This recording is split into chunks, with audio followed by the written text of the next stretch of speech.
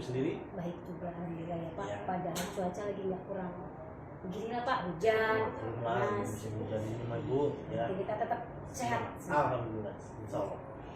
Maaf nih Pak Denny ya, sebelum Bapak melaksanakan praktek kucing, saya sedikit ya Pak menerangkan ya. Oke, silakan Ibu. Baik. Jadi gini Pak, sebelum Bapak nanti sampaikan praktek kucing itu harus mengetahui nih konsep-konsep Tirta itu sendiri ya Pak ya. Dimana konsep Tirta itu adalah tujuan, kemudian Bapak bisa mengidentifikasi, kemudian Bapak mempunyai rencana dan aksi, serta tanggung jawab. Ya Pak ya. Jadi gini, kemudian dari prinsip coaching itu Pak, itu ada beberapa hal yang harus diperhatikan ya Pak ya. Misalnya kemitraan nih Pak, kemudian proses kreatif, dan memaksimalkan potensi. Bapak itu harus memperhatikan itu ya Pak ya. Jadi 3 yang harus Bapak perhatikan betul-betul selain dari konsep kita, yaitu kemitraan, proses kreatif, dan memaksimalkan potensi. Jadi Pak, saya mau tanya nih Pak ya. Boleh, Bu. Kompetensi kucing apa sih Pak yang nantinya Bapak akan kembangkan? Saya sebenarnya sih ada beberapa ya kayak mendengarkan secara aktif dan membuat pertanyaan yang bernomor atau mungkin mendengarkan secara atau mendengarkan secara penuh seperti itu sih Bu. Jadi hadir lah ya. Ya, hadir secara penuh. Kira-kira nih Pak, Bapak itu bagian kompetensi mana nih yang kira-kira spesifik ingin diobservasi? Tapi saya sih sebenarnya ingin lebih cenderung ke mendengarkan secara aktif ya, yang mungkin yang ingin nanti diobservasi ke saya itu seperti itu sih. Oh begitu. Kemudian Pak, indikator ketercapaian dan tujuan pengembangan yang Bapak inginkan itu nanti akan seperti apa? Pengennya apa? Mungkin setelah saya melaksanakan praktek coaching itu saya harapkan itu coachingnya itu bisa menemukan solusi dari permasalahannya dia. Ya dengan cara itu mungkin saya akan berusaha untuk mendengarkan secara aktif gitu ya, agar saya bisa mendapatkan atau agar saya bisa mengajak coach itu untuk menemukan permasalahan dari yang dihadapi seperti itu. Keren. Oke Pak Denny, saya rasa itu yang akan Bapak lakukan nanti sesuai dengan alur-alurnya ya Pak ya. Alur kita tetap Bapak jalankan, kemudian prinsip-prinsipnya, dan kemudian apa-apa yang tadi ingin Bapak capai. Harus ya Pak ya, dijalankan. Selamat untuk mempraktekkan coaching, semoga berhasil dan Bapak bisa menemukan solusi-solusi terbaik dan langkah-langkah terbaik selanjutnya. Terima kasih Bu. Bapak Denny ya, semangat. Siap. Ya, begitu saja Pak Denny. Oke, bisa akhiri. Ya, assalamualaikum Pak Denny. Waalaikumsalam. 3, 2, 1. Assalamualaikum Bu Elis. Waalaikumsalam Pak Denny. Gimana kabarnya? Alhamdulillah baik Pak Denny.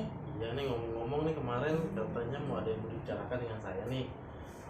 Ya ada sih kurang lebih 15 sampai 20 menit. Kira-kira apa yang mau dibicarakan nih Bu Elis?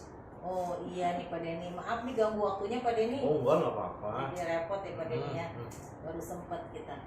Gini Pak Denny, saya kan selama ini belajar selain di kelas di laboratorium IPA ya. Di lab IPA itu ada anak gitu kan, tidak hanya satu kelas sih, beberapa kelas gitu. Saya tanganin kok kurang minat untuk belajar gitu ya kan, kurang minat. Jadi terlihat kan namanya di lab IPA itu kan harusnya kerjasama ada ya kan, kok ini diem aja gitu, jadi bengong aja. Jadi menurut saya minatnya untuk belajar itu masih kurang gitu loh Pak Denny. Berarti permasalahan itu di minat belajar anak ini ya? Iya. Nah kalau menurut Bu Elis itu bagaimana nih cara untuk meningkatkan minat anak itu gitu? Nah itu rencana saya yang dalam waktu dekat dulu, saya pasti akan berikan akan berikan sebelum pembelajaran, misalkan pembelajaran hari ini, kemarinnya itu saya akan berikan materi gitu kan, materi di classroom atau berupa PPT di WA juga bisa ya Mbak Dini ya. Kenapa? Agar anak-anak itu sebelum tempur di hari hanya anak-anak udah berliterasi gitu loh. Berarti sebelum materi yang selanjutnya Bu Eli sudah memberikan dalam bentuk PPT. Iya. Itu kan murid itu untuk dibaca gitu. Iya. Ya.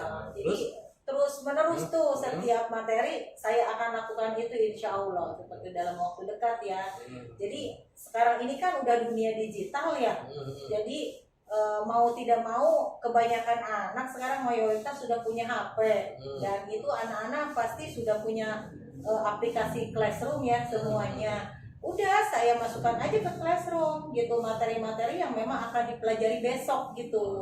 Nah, rencana tindakannya kapan nih ketika Bu Eli sudah ingin membuat apa tuh PPT, Classroom segala macam itu, ada nggak rencana tindak lanjut nanti untuk menuju ke sana agar anak ini minatnya lebih ada gitu? Nah, kalau setelah yang sederhana tadi saya lakukan, rencana saya ke depannya juga nanti akan saya buat semenarik mungkin itu anak-anak tuh di digital itu ada namanya flipbook gitu kan. Kayaknya menarik banget untuk pelajaran IPA gitu kan ya. Itu insya Allah targetannya ke depan seminggu lah kira-kira ya Pak Denny, insya Allah mudah-mudahan ya seperti itu. Dalam flipbook itu berarti mudah-mudahan dengan flipbook itu anak lebih tertarik ya sehingga minatnya itu akan menjadi lebih bagus lagi gitu kan. Jadi ada lagi nggak yang menurut Bu Elis itu dalam menangani minat selain flipbook itu kira-kira? Ya paling sementara ini gitu apa gimana? Iya, kan dalam jangka waktu pendek kan tadi Classroom, terus ini untuk jangka waktu panjang sementara ini yang akan saya buat flipbook itu. Gitu aja sih dulu. Ya. Oke, kalau gitu saya tunggu deh seminggu 2 minggu ini ya. Terus nanti coba perkembangannya gimana, anak-anak minatnya ada perubahan atau tidak? Iya siap Pak Denny. Nanti saya akan infokan lagi ke Pak Denny ya setelah perkembangan seminggu 2 minggu ya kan. Seperti apa namanya ketertarikan si murid tadi ya yang kurang minat belajar tersebut. Oke, itu tadi udah Terima bagus, kasih mudah-mudahan sukses nanti dalam mudah-mudahan anak-anak semakin meningkat motivasinya. Amin. Itu aja Bu Elis ya. Iya, terima kasih banyak Pak Denny ya, atas waktunya.